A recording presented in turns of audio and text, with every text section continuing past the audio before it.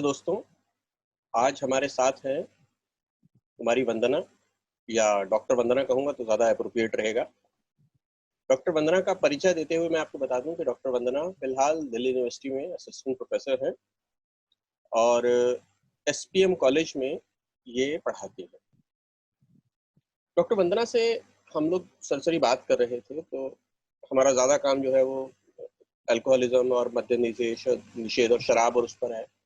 लेकिन डॉक्टर वंदना ने बड़ा इंटरेस्टिंग एक टॉपिक छेड़ा और उन्होंने कहा कि हमारे संविधान के जो निर्माता हैं डॉक्टर अम्बेडकर, उनका इस पर एक बहुत पॉइंट ऑफ व्यू है, वो एक उस पे अपना विचार रखते हैं और ये ऑन रिकॉर्ड है ये सारी बातें कही। तो फिर मुझे लगा कि इस पर और बात करनी चाहिए और आज इस पर बात करने के लिए डॉक्टर वंदना हमारे साथ हैं। डॉक्टर वंदना एक अथॉरिटी है अम्बेडकर से जुड़े वक्तव्यों पर और उनसे जुड़े लिटरेचर पर। इनकी पीएचडी भी दलित कथाओं में जो नारी का अस्तित्व है उस पर है और मेरा सौभाग्य था कि मैं इनकी पीएचडी के सबमिशन के टाइम पर भी उस सभा का हिस्सा था। थैंक यू वंदना जी, पहले तो उस इनवाइट के लिए। बहुत बहुत शुक्रिया सर कि आप जुड़े हुए थे। और मेरा पहला सवाल ये है कि आपने अम्बेडकर के बारे में पढ़ा है, आपका ये थॉट कहाँ से आया कि मद्य निषेध या मद्यपान पर अम्बेडकर का अपना एक विचार रहा होगा और उसे डिस्कस करना चाहिए? हाँ बिल्कुल सर, जैसे आप कह रहे हैं कि आप मेरी पीएचडी के टाइम पर थे, तो उस समय से जब हम जुड़े हुए हैं, आपने जब सीरीज शुरू करी अल्कोहलिज्म पर और मैं लगातार उसे यूट्यूब पर देख रही थी, हर वीडियो मैंने देखा और तब मुझे एक बार विचार आया कि क्यों ना हम देखें कि डॉक्टर अम्बेडकर इस संबंध में क्या कहते हैं। हालांकि मैंने बहुत पहले ही ये लेख पढ़ा हुआ था, लेकिन मैं उसके लिए बहुत श्योर नहीं थी कि कौन से खंड में, क्योंकि वॉल्यूम बहुत सारी हैं डॉक्टर अम्बेडकर के लेखन और भाषणों की, वो भारत सरकार द्वारा प्रकाशित हैं। तो मुझे बस ये जानना था कि कौन से खंड में मैंने उसको पढ़ा हुआ था, और क्योंकि आपका काम उस पर लगातार जारी था तो वो मुझे काफी प्रेरित कर रहा था इस विषय में थोड़ा और भी सोचने समझने के लिए। इसी को ध्यान में रखते हुए मैंने फिर डॉक्टर अम्बेडकर के जो वॉल्यूम्स थे उसमें देखना शुरू किया कि मैंने आखिर बहुत पहले अगर पढ़ा था तो वो कहाँ था वो लेख, और वो खंड 3 में मुझे मिला और वो फिर मैंने आपके साथ शेयर किया। तो अम्बेडकर को पढ़ते हुए लगातार ये लगता है कि कोई बहुत सारे जो बहुत जरूरी विषय थे वो अपने समय में उठा रहे थे, और वो अपने समय के लिए तो जरूरी थे ही, लेकिन उसके साथ साथ आज भी वो उतने ही प्रासंगिक बने हुए हैं। तो जब आप इस सीरीज में इतनी मुख्य बातों के साथ सामने आ रहे हैं, इतनी सारी आंकड़ों के साथ, इतनी सारी बातों के साथ सामने आ रहे हैं, तो देखने की जरूरत ये है कि हम थोड़ा सा पीछे जाकर देखें कि हमारे नीति निर्माता या हमारे राजनीतिक चिंतक या सामाजिक चिंतक इस विषय को लेकर किस तरह सोच और समझ रहे थे। अम्बेडकर जिस काल में संविधान के साथ जुड़े हुए थे और उन्होंने संविधान का निर्माण किया और आज की जो परिस्थितियां हैं उनमें कितनी समानताएं हैं और उनमें कितनी भिन्नताएं हैं, इस पर हम इस चर्चा के लगभग एंड में बात करेंगे।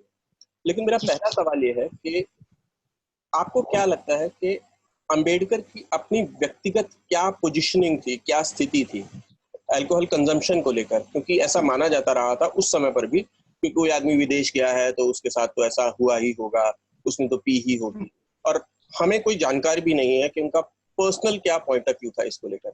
अगर आप इस पे कोई विचार डाल पाएंगे। हाँ बिल्कुल सर, मैं इस पे बताना चाहूंगी कि वो अपने लेख और भाषणों में अपनी बातों को रखते रहते थे। हालांकि उन्होंने अपनी आत्मकथा इस रूप में तो नहीं लिखी हुई, एक जीवनी के रूप में हमें उनकी पूरी जीवन कहानी मिलती है। आत्मकथा उन्होंने लिखनी शुरू की थी लेकिन वो उसे पूरा नहीं कर पाए थे, एक छोटे रूप में मिलती है। लेकिन उनके वक्तव्यों पर अगर हम ध्यान दें तो जिस वॉल्यूम की मैं बात कर रही हूँ उसी वॉल्यूम में हमें खंड जो 40 है, 39 सॉरी, खंड 30 वॉल्यूम 39 में हमें उनका एक लेख मिलता है जिसमें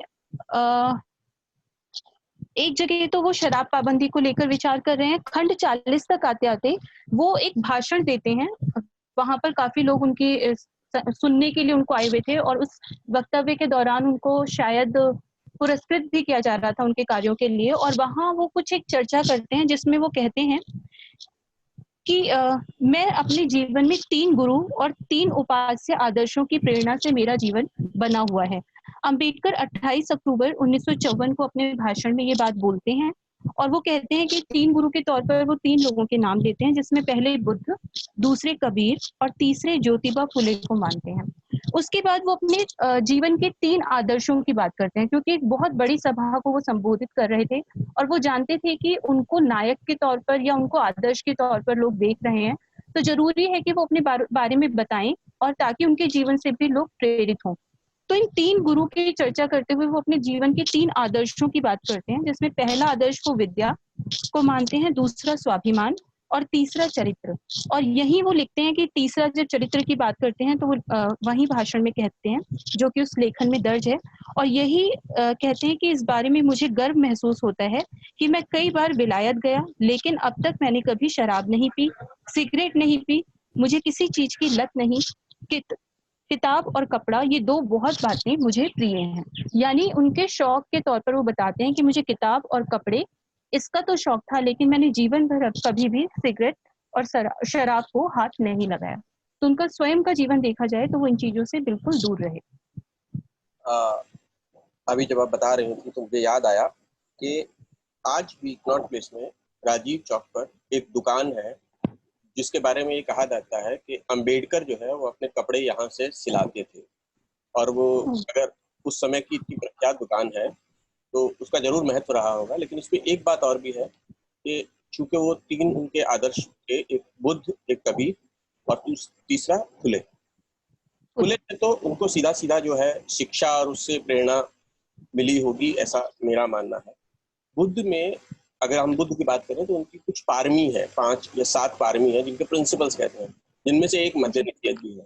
तो जिससे ये लगता भी है मेरे जैसे आदमी को, जिन्होंने अम्बेडकर को, डॉक्टर अम्बेडकर को बहुत ज्यादा नहीं पढ़ा है, उनको लगता भी था कि हाँ कहीं ना कहीं ऐसा होगा, क्योंकि बाद में भी उन्होंने बुद्धिज्म को ज्वाइन किया। तो वो पवित्रता और वो पाक चरित्र उनके पास रहा होगा।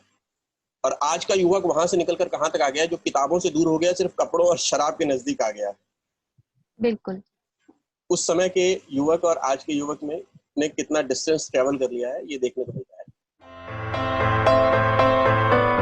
अगर आपको लगता है कि ये वीडियो किसी की ज़िंदगी में बदलाव ला सकता है, किसी को सोचने के लिए एक मौका दे सकता है, तो इसे फॉरवर्ड करें। धन्यवाद।